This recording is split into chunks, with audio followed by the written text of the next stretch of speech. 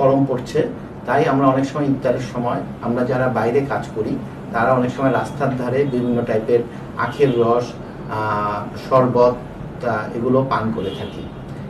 এগুলো পান করলে সাধারণত দেখা যাচ্ছে যে এগুলো হাইজেনিকভাবে এগুলো তৈরি করা হয় না। এতে আমরা সহজেই ডায়রিয়াতে আক্রান্ত হচ্ছি। কিন্তু ডায়রিয়া রোগের পাশাপাশি আরও কিছু আমরা রোগে আক্রান্ত হতে পারি, যেমন জন্ডিস এবং টাইফয়েড ফিভার, এবং এগুলো কিন্তু আমাদের জীবনের হুমকিও হতে পারে।